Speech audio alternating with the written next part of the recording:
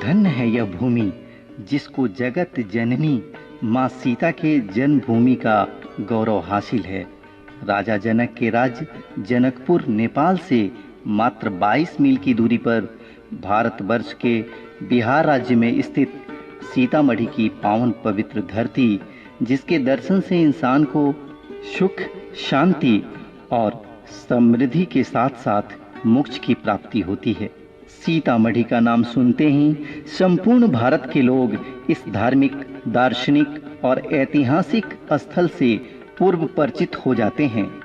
और हो भी क्यों नहीं, भला भगवान श्री राम लला के ससुराल से कौन वाकिफ नहीं होगा। जैसे लोगों का मानना है, सीता मैया के जन्मोपरांत राजा जनक और उनकी पत्नी सुनैना ने सीता माता की छठी संस्कार यहीं पर एक फूस की झोपड़ी में किया था। तभी से इस स्थल को जानकी धाम के रूप में जाना जाता है।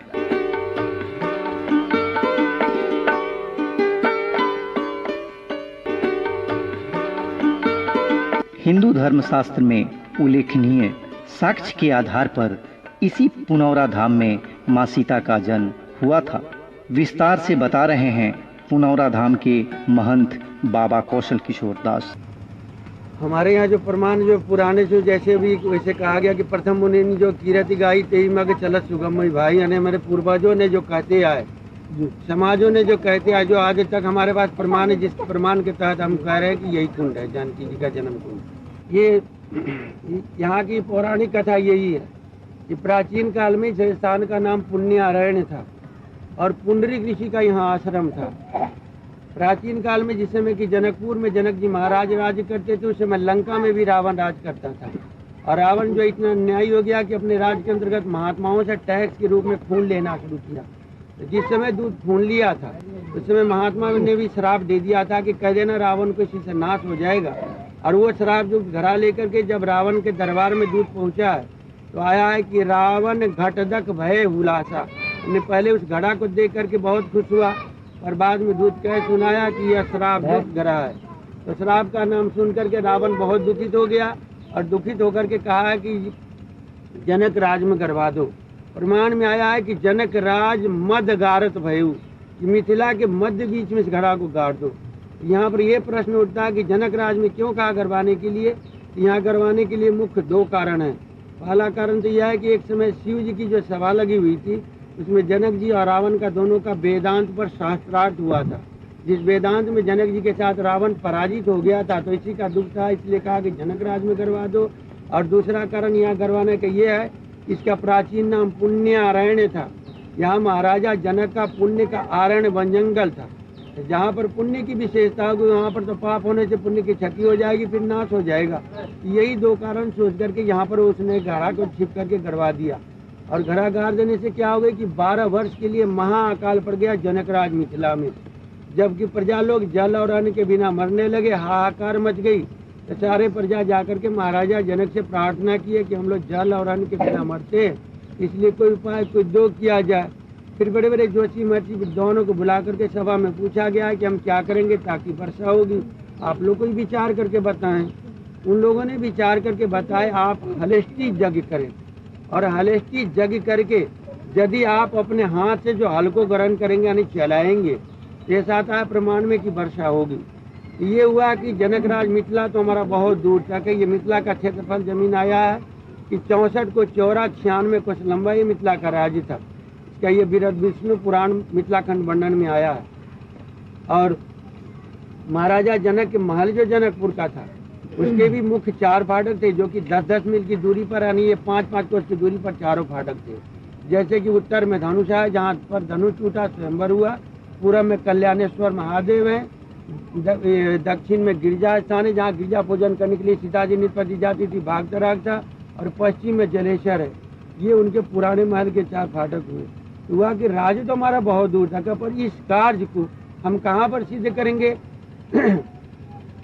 तो उन लोगों ने विचार करके बताया, इसका प्रमाण है कि आया है कि दुर्गात पश्चिमतो भागे योजने त्रयात परम, यानी दुर्ग से महल से पश्चिम फाटक जलेश्वर, और वहाँ से 3 योजन, 1 योजन 4 कोस का होता है, तो 3 योजन 12 कोस के बाद में आया है कि पुण्यारायण नाम, पुंडरी का आश्रम पुण्यधाम, यज्ञ स्थलंग नरेंद्र से यत्र लांगुल पद्धत समुत्पन्ना महाभागा सीता रागा वल्लभा जनके ने नीति गिरी साक्षात मया स्वरूपनी, कि जहाँ पर आपका जो पुण्यारायण का नाम का वन जंगल है, पुंडरी ऋषि का जहाँ आश्रम है, वहीं पर यह कार्य को करिएगा तो ऐसा आता है प्रमाण में कि वर्षा होगी।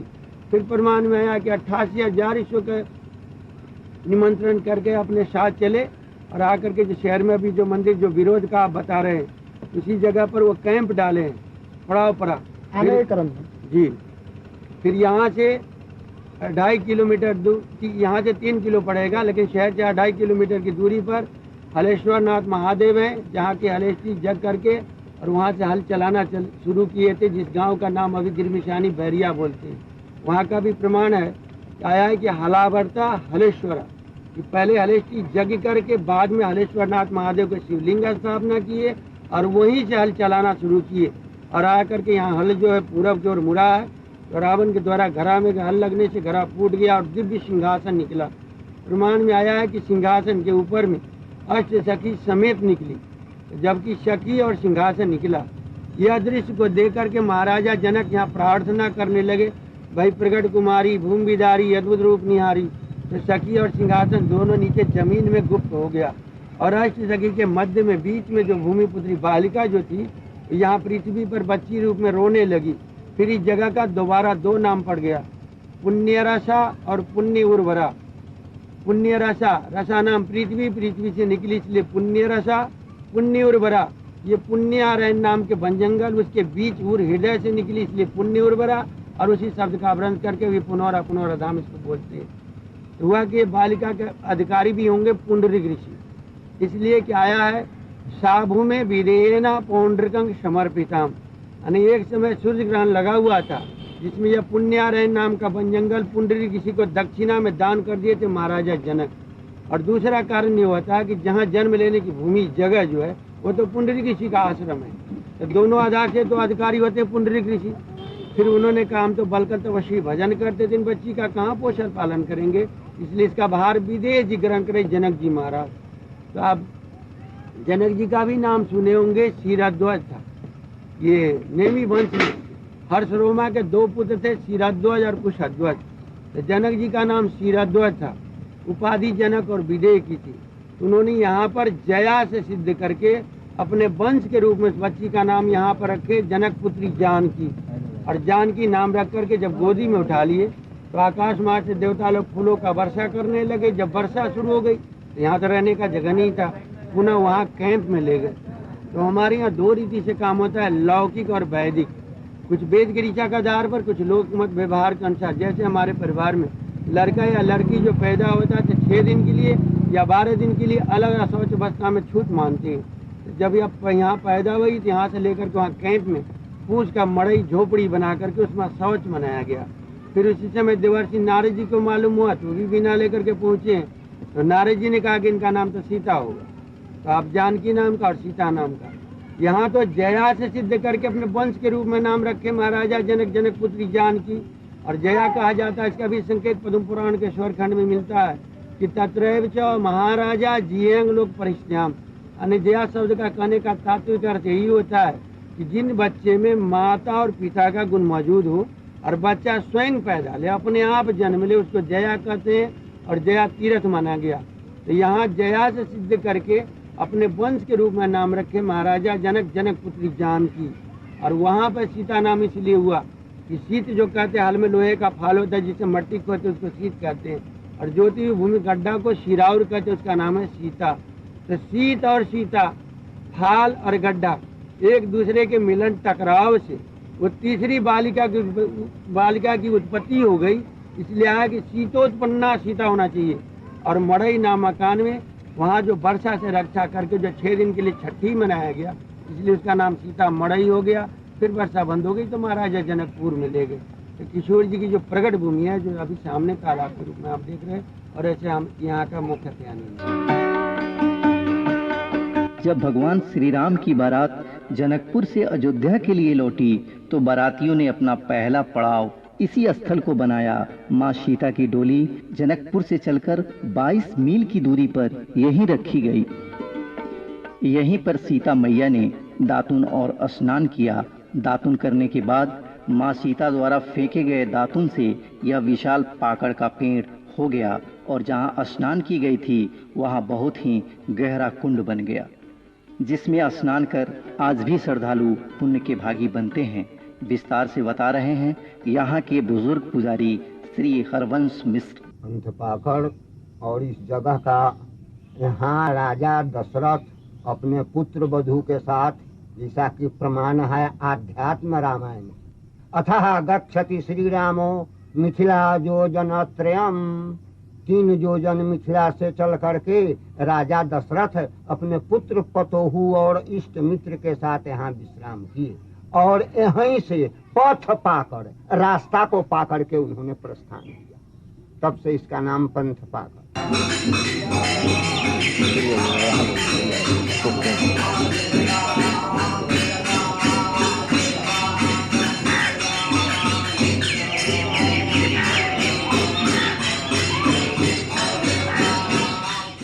तपस्वी नारायण दास की जन्म एवं कर्म स्थली सीतामढ़ी, जिनकी चमत्कारिक और अलौकिक शक्ति से जन जन वाकिफ हैं, इन्हीं के द्वारा स्थापित इस भगही मठ को देखने के लिए दूर दूर से प्रतिदिन यहाँ लोग आया करते हैं।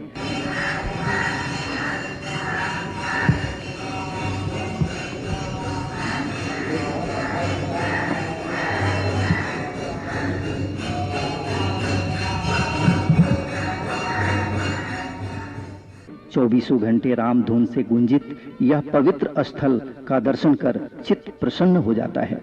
हिंदू बहुल हिंदुस्तान में सीतामढ़ी को सर्वश्रेष्ठ धार्मिक स्थलों के श्रृंखला में मर्यादित होना चाहिए, मगर न जाने क्यों जो ख्याति श्री राम लला के जन्मभूमि अयोध्या को प्राप्त है, उसी ख्याति की हकदार मां सीता की जन्मस्थली सीतामढ़ी आज भी उदासीन है।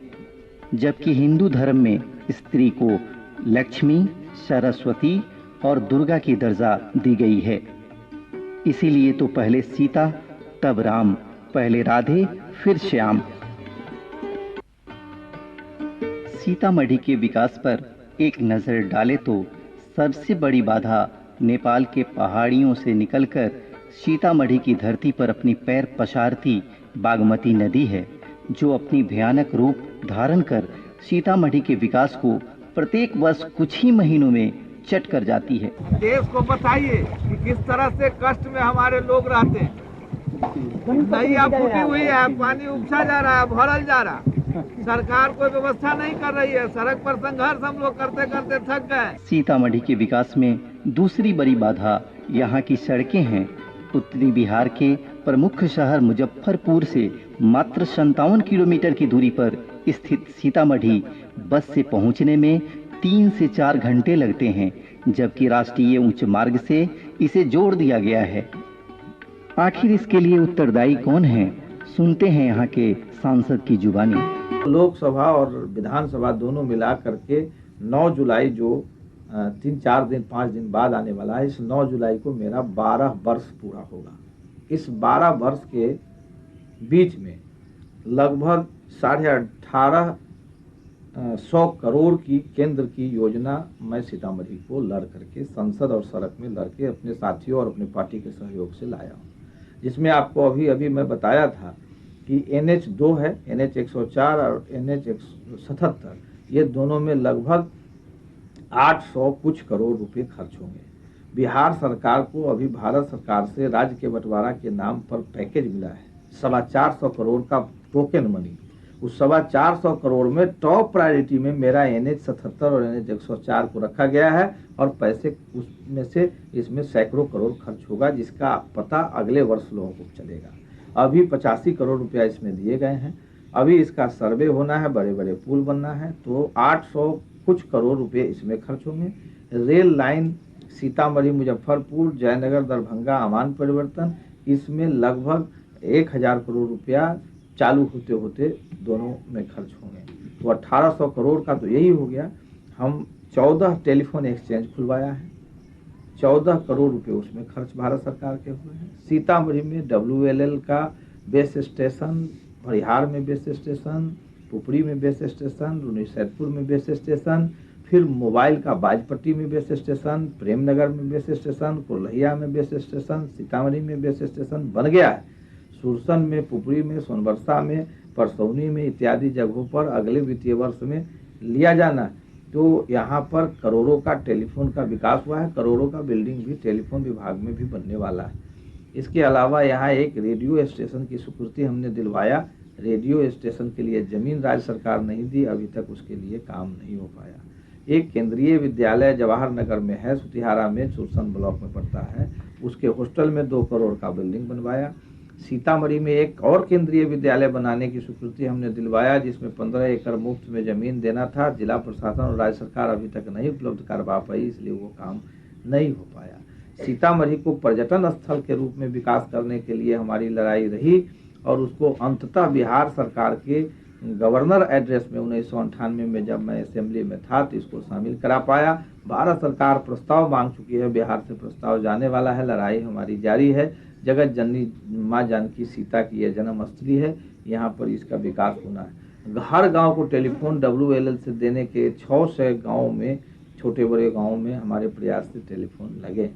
इसके अलावा सेंट्रल रोड फंड से कुम्मा बेला पथ, परवाहा लालबंदी पथ, पुपरी सीतामढ़ी रहिका पथ, ये 3 पथ को हमने शामिल कर पाया है। रुन्नीसैदपुर और आई को शामिल कराने की बात है। PWD की सड़क रुन्नीसैदपुर, नानपुर, पुपरी और आई जाले, इसको PWD में शामिल कराने में सफलता हमने पाई है। बाकी और सड़क के लिए भी हमारी लड़ाई जारी है। पार्लियामेंट के मेंबर को जो MP लैड स्कीम में 2 करोड़ रुपया, पहले 1 करोड़ रुपया 1994 के दिसंबर महीने में शुरू हुआ, फिर बढ़ करके 2 करोड़ हुआ, उसमें अब तक 13 करोड़ से अधिक का काम मैं करा चुका हूं, जिसमें 25 बड़े पुल हैं, 10 सिंचाई के काम हैं, 20 मदरसा में हमने काम कराया है, 5 कब्रिस्तान की घेराबंदी कराया है और जो कोई दूसरा नहीं कराया, अकेले मैंने कराया। 4 श्मशान में रास्ते बनवाए हैं, 1 श्मशान में शेड बनवाए हैं।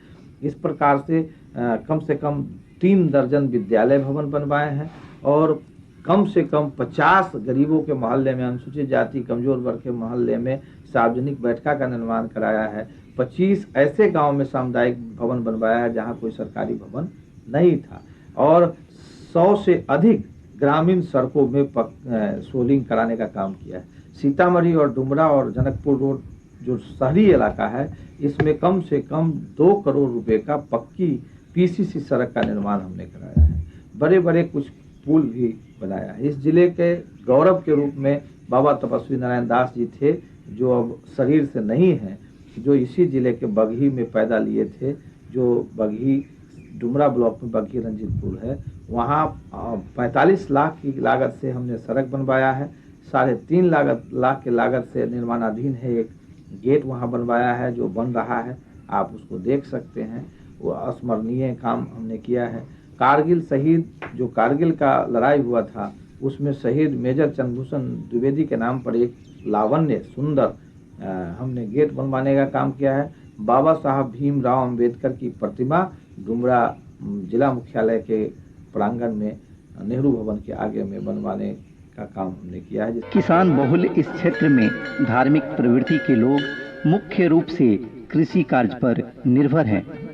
सीतामढ़ी में धान, गेहूं और गन्ने की खेती मुख्य रूप से की जाती है।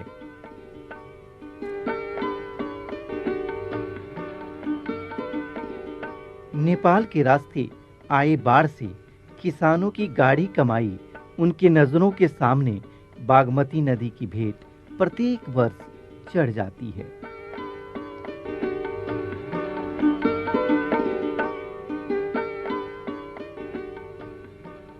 अपने दिल में अच्छी फसल के बलबूते कुछ नया काम करने की तमन्ना उनके दिल में संजोए के संजोए रह जाता है।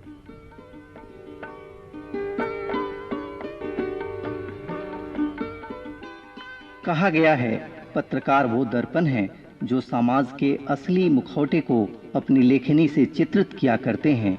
आइए सुनते हैं सीतामढ़ी के विकास में आखिर दोषी कौन। सबसे बड़ी समस्या यहाँ की है सड़क प्रॉब्लम।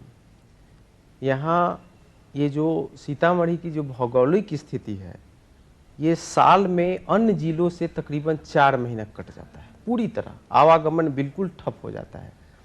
अन्य जिलों से अगर मुजफ्फरपुर से भी कोई सीतामढ़ी इन दिनों आना चाहे तो उसको काफ़ी समस्या होती है आने में, क्योंकि 3 किलोमीटर की जो ये डिस्टेंस होती है कटौझा में, वो डिस्टेंस 30 किलोमीटर के लगभग बराबर हो जाती है।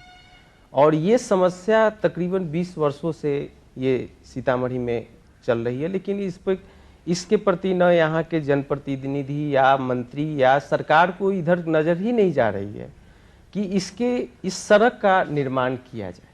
हर साल बाढ़ आती है, पर्यटन स्थल में लाने के लिए सबसे पहले वहाँ आवागमन की सुविधा होनी जरूरी है।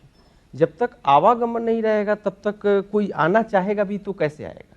बहुत सारे श्रद्धालु हैं जो आना चाहते हैं सीतामढ़ी में, इसके बावजूद वो नहीं आ पाते हैं। तो सबसे पहले ये ज़रूरी है कि ये सड़क की समस्या को यहाँ पे ठीक किया जाए कि 3 किलोमीटर दूरी पर या तो उसको 5 फीट के हाइट से उसको ऊंचा करके अगर पुल बना दिया जाए तो सीतामढ़ी की जो नेपाल बॉर्डर से जुड़े होने के कारण इसकी हर दृष्टि से, आर्थिक, भौगोलिक, जी हर दृष्टि से इसका बहुत अच्छा स्थान है। लेकिन ड्यू टू ये प्रॉब्लम, सड़क प्रॉब्लम, इसका विकास नहीं हो पा रहा है। वैसे विगत 12 वर्षों में सीतामढ़ी के विकास में काफी सार्थक प्रयास हुए हैं, जैसे रेलवे, सड़क, संचार के साथ साथ यहाँ के लोगों के बौद्धिक विकास में वर्तमान सांसद श्री नवल किशोर राय का बहुत अहम योगदान है। फिर भी सीतामढ़ी को एक धार्मिक, सांस्कृतिक, ऐतिहासिक, दार्शनिक स्थल के रूप में विकसित करने के लिए भारत सरकार को अपना ध्यान केंद्रित करने की आवश्यकता है। तभी सीतामढ़ी को एक ख्याति प्राप्त पर्यटक स्थल के रूप में विकसित किया जा सकेगा।